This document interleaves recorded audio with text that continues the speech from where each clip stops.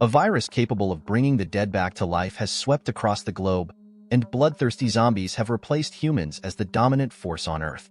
The last remaining stronghold for survivors is located in the center of a city surrounded on three sides by water.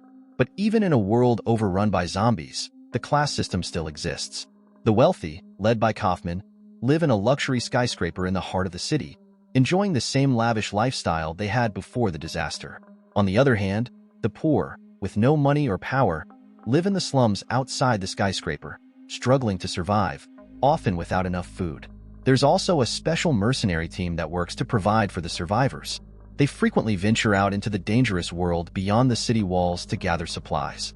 One day, the team leader, Riley, goes on an expedition and makes a shocking discovery. Zombies seem to have evolved intelligence. A gas station zombie is seen performing its old job and even communicating with its fellow zombies. Two of Riley's teammates are stunned by what they've witnessed, but Riley doesn't dwell on it for long. As darkness falls, he leads his team quickly to gather supplies, focused on their immediate mission. They chose to operate at night because they discovered a strange quirk about the zombies. As long as fireworks are constantly being set off, the zombies become entranced and stand motionless, completely ignoring any sounds from the outside. Taking advantage of this, the team wipes out the zombies and heads to the designated location to gather supplies. However, this time, they don't realize that the gas station zombie is not affected by the fireworks. Seeing its fellow zombies fall one after another, it stomps its feet in frustration and tries to wake them up, but all its efforts are in vain. The gas station zombie can only let out an angry roar. At that moment, the fireworks system malfunctions, and the zombies start to stir. For safety, the team is forced to cut their search short and retreat as quickly as possible. The modified bus is heavily armed and cuts a bloody path through the horde. But before they leave, Deputy Commander Cholo disregards Riley's order to retreat and, along with two teammates, heads to a liquor store. In this post-apocalyptic world, alcohol has become a rare commodity, valuable not only for trade but also as a bribe to the wealthy. Just as Cholo opens the liquor cabinet, a zombie suddenly lunges at him. One of the teammates tries to step forward to help, but can't get a clear shot. Fortunately, Cholo is a seasoned veteran and quickly pulls out a crossbow, taking down the zombie with a well-aimed shot. However, when one of the teammates reaches down to pick up a dropped cigar, a zombie hiding under the shelf grabs him and bites his arm. As the teammate walks out of the store, Cholo realizes he's been bitten. By this time, Riley has arrived. Without hesitation, he shoots and kills the zombie, then rushes to check on his teammate.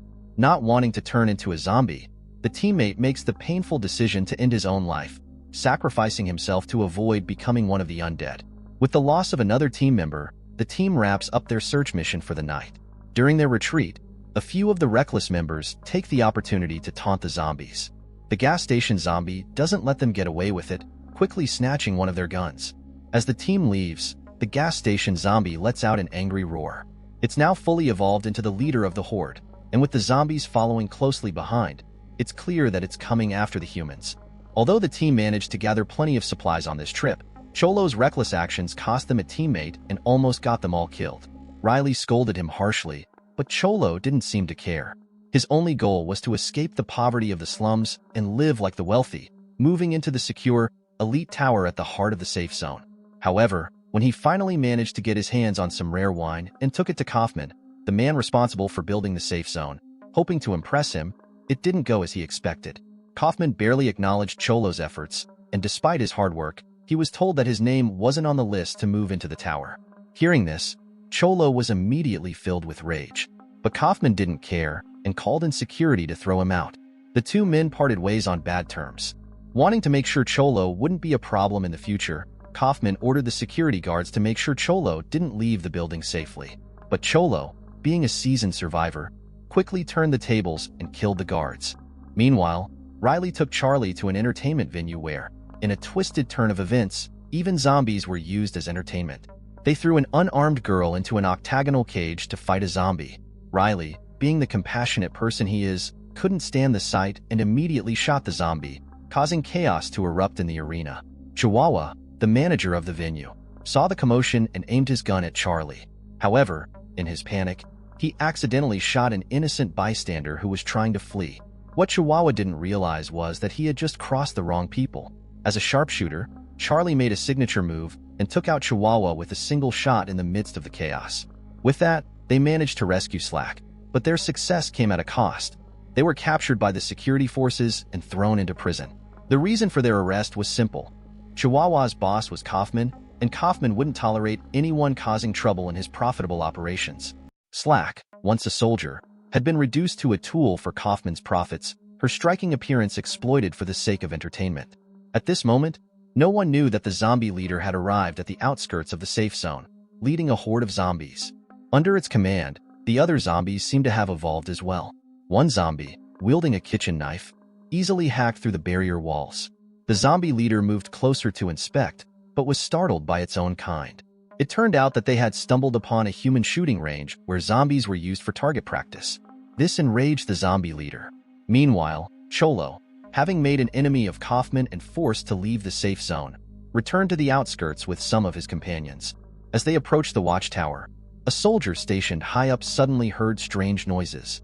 When he grabbed the spotlight to investigate, the zombie leader appeared out of nowhere. The scream of the soldier sent a wave of panic through everyone, and soon, the horde of zombies appeared at the fence.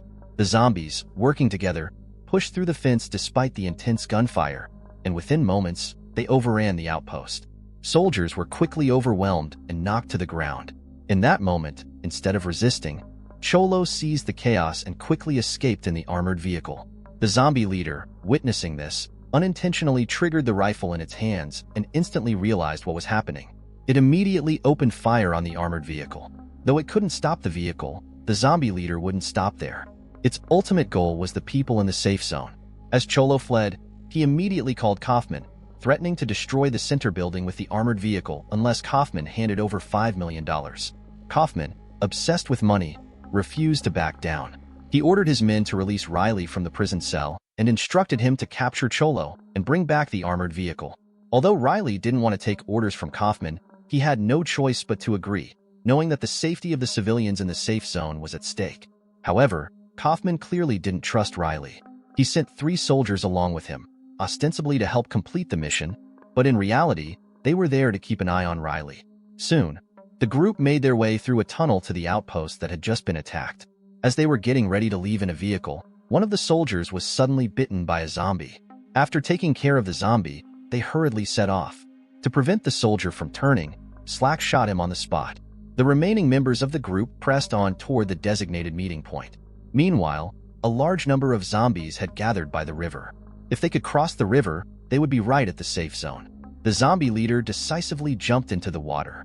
Following its lead, the other zombies quickly followed suit and swam across to the other side. It was something humans never could have expected. Zombies could swim? As the horde of zombies poured into the safe zone, the first to suffer were the people living outside the central building in the slums. Helpless survivors could only flee in panic, while soldiers fought back as best as they could, but ultimately, they couldn't escape death. With the time for the deal approaching, Cholo still hadn't seen the person with the money, so he prepared to launch the missile at any moment. At the critical moment, Riley finally arrived at the transaction point.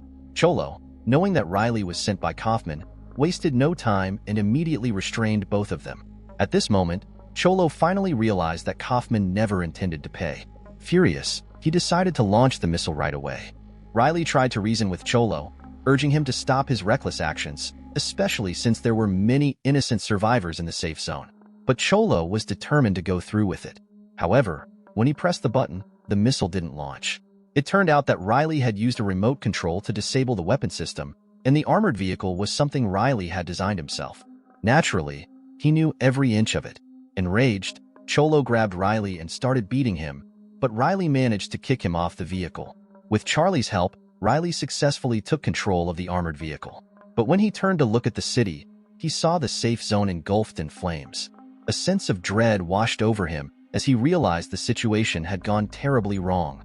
He quickly decided to head back to the safe zone to try and save as many people as he could. However, Cholo had no intention of going with them.